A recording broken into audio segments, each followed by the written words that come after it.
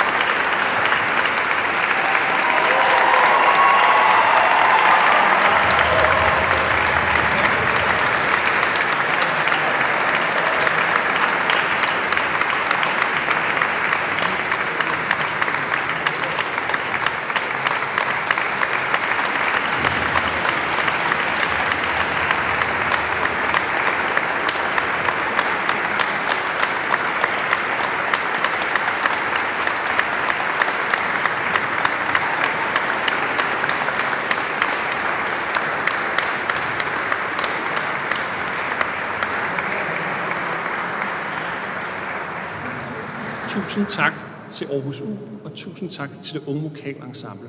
Og tusind tak til de 5 komponister for deres herlige musik. Det er skønt at lytte til. Nu er der cirka et kvarters pause til klokken 5:10.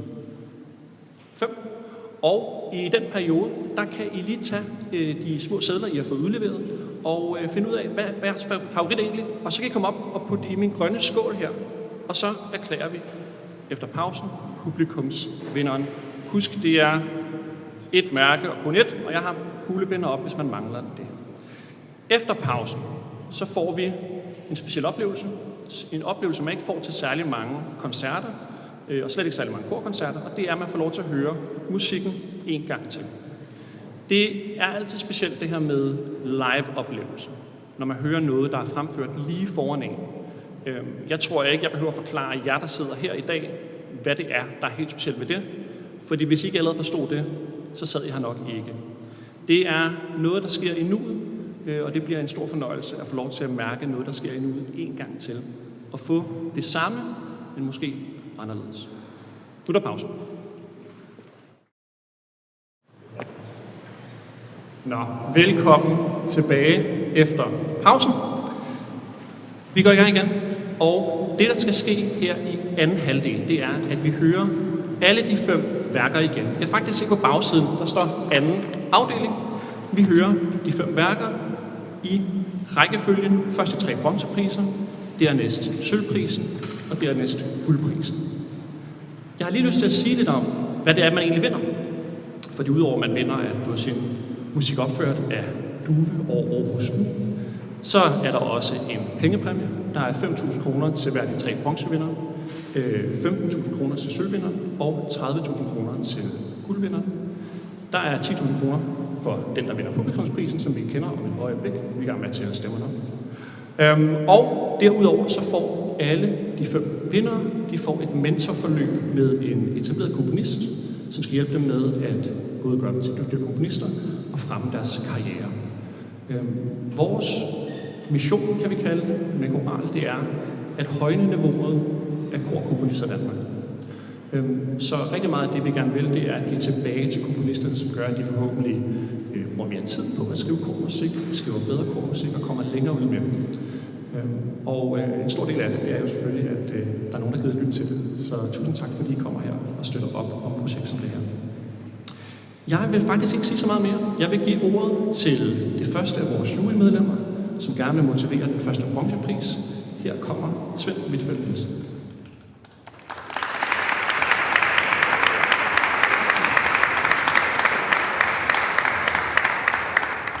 Ja, nu er det jo en konkurrence, og en konkurrence vi har delt ind i guld, sølv og bronze.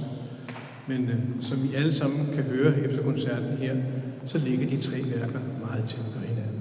Det har været meget, meget svært at gennemføre denne her differentiering mellem, at nogen skulle det ene, og nogen skulle det andet. Men vi har altså gjort det.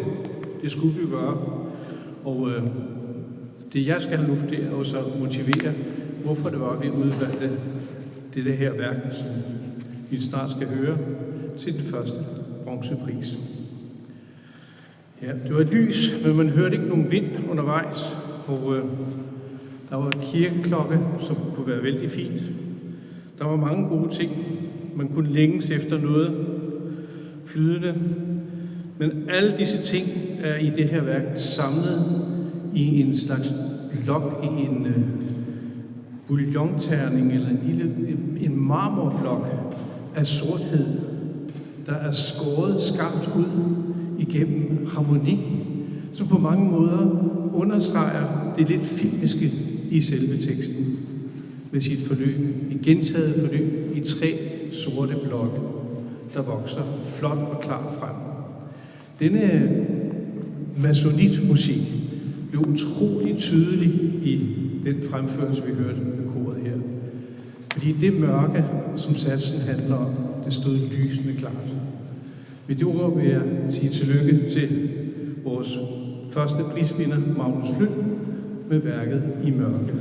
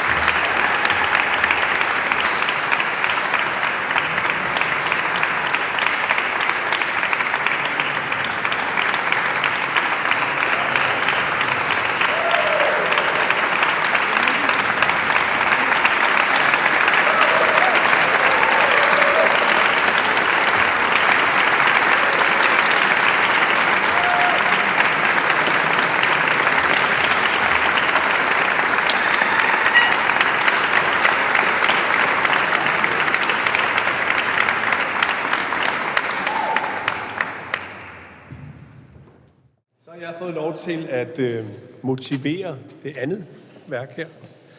Og hvad siger du? Skal mikrofonen op her? Det er godt. Tak, mor. Der er et værk, der har bevæget mig særligt. Et værk, der virkelig formår at smelte tekst og musik sammen. Det byggede over en meget kort tekst af Christina Rossetti, der handler om vinden. At selvom vi ikke ser den direkte, så ved vi, at når træerne bukker deres hoveder, så er den der. Det kan jo gælde mange ting her i livet, man ikke kan se, men mærke betydningen af. Grunden til, at jeg nævner teksten er, fordi, som vi jo har hørt nu, at den spiller så fantastisk sammen med musikken, man hører. Og vi mærker vinden så åbenlyst i det her stykke. Det er meget gennemført og oser af overskud. Komponisten har også været utrolig specifik i sin beskrivelse af, hvordan blandt andet vindlyden og glissando skal udføres.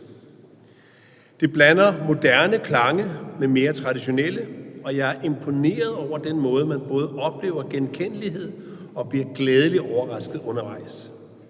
Jeg synes, stykket har en slags evig gyldighed over sig, som jeg har glædet mig ekstremt meget til at høre, og det var jeg rigtig glad for. Og nu vil jeg gerne have lov at sige tillykke til Gustav Sejstrup for hans værk Who Had Seen the Wind.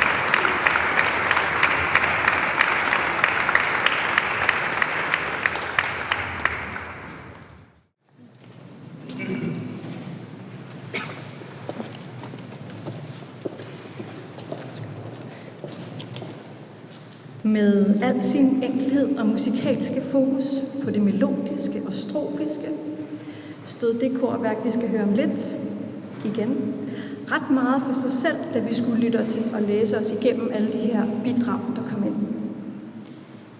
Vi har her at gøre med en komponist, der virkelig har flair for at skrive velklingende og velfungerende melodier. Og faktisk fik jeg dem selv ret meget på hjernen. Og så også nogle korarrangementer omkring melodierne, som bare fungerer. Og det her korværk, det vil være ret tilgængeligt for mange kor ude i Danmark, og det er helt sikkert en stor kvalitet. Vi synes i den grad, at det skal honoreres, når en komponist har evnerne til med enkle musikalske virkemidler at få tekst og musik til at spille smukt og rørende sammen. Derfor tildeler vi den 3. bronzepris til Alexander Damsgaard og hans korværk Sange om lys. Stort tillykke.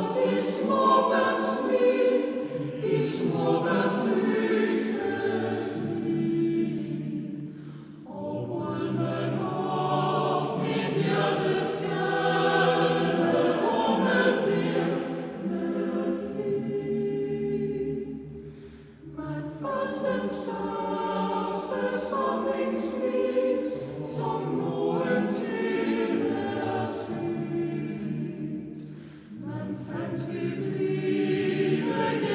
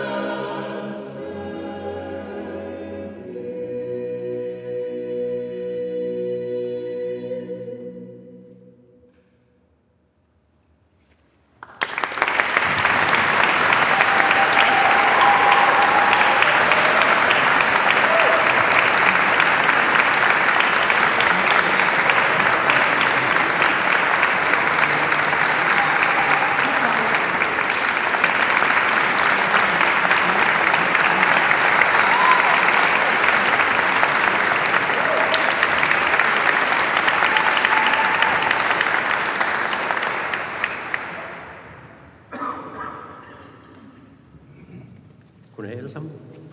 Mit navn er Søren Ellegaard Skovbakke, og jeg er næstformand i Koral. I Koral der arbejder vi for et sundt og dynamisk korliv i Danmark, og vi mener, at der er 3 søjler, man skal ernære godt, for at der er de bedste omstændigheder for det. Og det er korkomponisterne, som vi fejrer i dag. Det er korlederne eller kordirigenterne. Og det er selvfølgelig også korsangerne.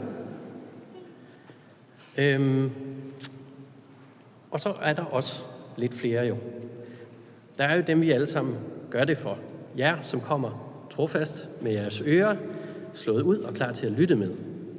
Og vi mener i Koral, at i aften, eller i dag, også skal have jeres stemme indblandet. Og det har vi jo gjort her i pausen, og vi har talt op. Og det er mig den glæde at præsentere årets publikumspris til jeres yndlingssang i aften. Og det er jo lidt sjovt nu, synes jeg, fordi jeg er faktisk den eneste ud over Andreas, der ved det her, hvem der har vundet lige nu. Og det er jo lidt noget andet. Vi ved stadigvæk, hvad de andre har vundet jo. Nå, men jeg vil gerne sige stort tillykke til Gustav Sejstrup for værket Who Has Seen the World.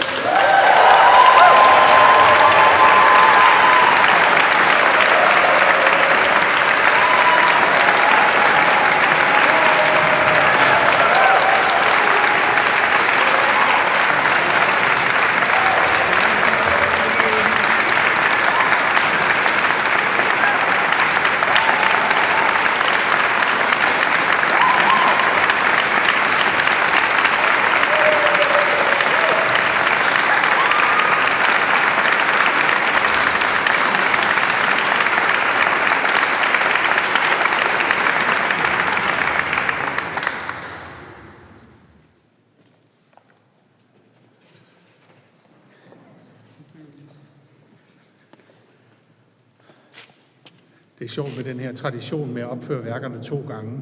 For ikke alene får I hørt dem 2 gange, vi får også bedre udførelser. Det er ret tydeligt at se den sikkerhed, sangerne får ved at synge det 2. gang på samme koncert. Det er hørbart, og det er glædeligt, og det burde man gøre meget mere. Sølvprisen, som det så smukt hedder, går til Harold Talange, hvis stykke over salme 42 samler op på en tradition. Salme 42 er jo meget populær ting blandt mange komponister. De mange tilstedeværende korsanger vil kende Sicut Servus af Palestrina. Den næsten udslidte motet af Palestrina, som alle vælger, når de skal vælge mellem 350 fantastiske motetter, så vælger alle den samme altid. Det er vanvittigt irriterende. Men Harold har altså valgt den samme tekst, men han har behandlet den fuldstændig anderledes. Det her vand, som hjorten tørster efter, det ligger i en stribe nede i midten af musikken, i en stribe af faux-bardon, som man kalder det. Sekstakkorder, der kører i et parallelt løb. Og det er det her strømmende vand, det er ligesom religiøst, det er åndelige i sig selv. Og så kommer der en sopranstemme ind over, og sidenhen solister og sådan noget, og det er ligesom jeget, der tørster, det er hjorten, sjælen, der tørster efter Gud. Og hele stykket går faktisk ud på en interchange mellem det her jeg og det her vand, der regner hele vejen. Og det er så vellykket gjort, og det er ikke så nemt at synge faktisk, men det er så vellykket gjort af Harold, at han vinder sølvprisen. Harold.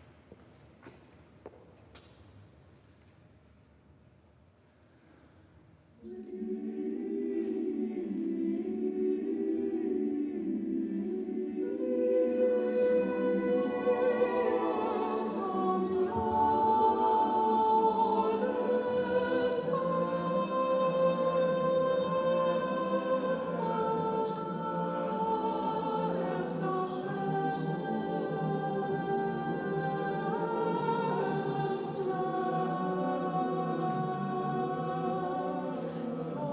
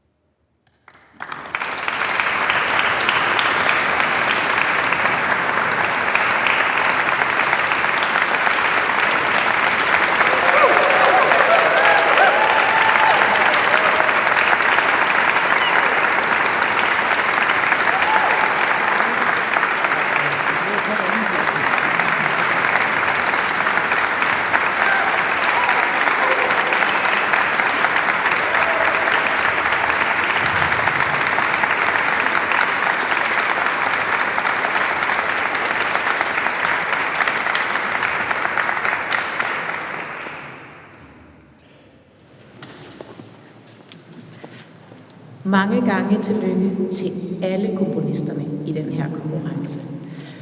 Det er en stor ære at sidde med i den her jury. Vi har hørt meget fantastisk musik, og det er en rigtig vigtig sag, den her koralkonkurrence.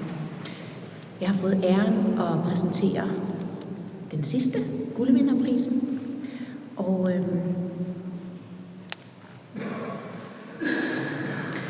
når man skriver musik, er der mange detaljer, som er med til at skabe værket. Der er selvfølgelig selve lyden, klangene og kompositionen, men der er også kommunikationen omkring værket i ord, såvel som teksten i værket og tekstbearbejdelsen i musikken, samt noderne, hvordan man klart har skrevet værket for dem, som skal fremføre værket, og derudover er der tankerne bag, visionen, det usagte og det følte. At gennemgå dette værk, Requiem, var en særligt vel forberedt og vel kommunikeret oplevelse. At fornemme dette klart gennemarbejdede værk, modenheden, klarheden og dybden i både visionen og udførelsen af værket, ramte juryen på tværs. Emnet, der behandler døden, er et af de større, dybere og mørkere emner at tage op. Og det at integrere solen er så rød, mor, med den oprindelige katolske tekst på latin, som indgår i værket, resonerer i flere af os på vidt forskellige måder. Et bånd til forældre, til børn, godnatsange, minder, alle de ømmeste tidspunkter tidligt i et liv, at falde i søvn og give slip på dagen, blidt og sikkert, men også at sove ind i en tryg atmosfære, i frygt. At spinde solen er så rød, mor, ind i en komposition, der omhandler afsked, rammer stærkt. Tonesproget er smukt, interessant og altid dragende. Noderne er skrevet tydeligt og klart for stemmerne, og jeg glæder mig meget til at høre det her værk igen med det unge vokalensemble. Blot lige for dem, der måske ikke kender Requiem så godt, så er det en romersk-katolsk sjælemesse for de døde, som man også kan bruge til begravelser. Og det korte uddrag af den traditionelle katolske tekst, som indgår på latin i værket, betyder oversat: Give them eternal rest, and may perpetual light shine upon them. Så smukt sammensat. Stort tillykke til Gustav Ertbølle med dette smukke værk, og tillykke med guldprisen i koralkonkurrencen. Vi glæder os til at høre det igen.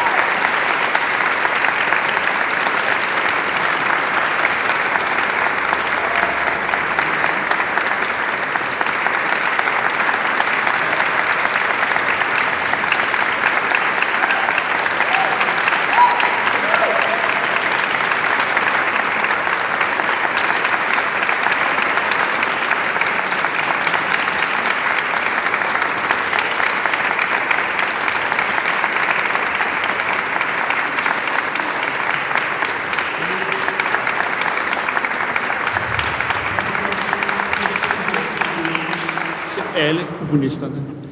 Der er mange at sige tak til, men jeg skal gøre det kort. Jeg vil gerne sige kæmpe stort tak til Aarhus U og Jonas Rasmussen, til Duve og Paul Emborg. Tusind tak til juryen. Tusind tak til jer, der sidder her og deler den nye kormusik med os.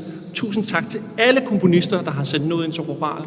Uden jer kan det slet ikke lade sig gøre at lave sådan en ting, som vi laver i dag. Tusind tak til alle de fonde, der støtter os. Tusind tak til Sankt Hans Kirke, for vi må være her og skabe det her dejlige musik i det her fantastiske rum. Jeg vil gerne bede alle sangere, der har sunget i dag, og alle komponister, der har komponeret til konkurrencen, og juryen om at komme herop til en sidste omgang applaus.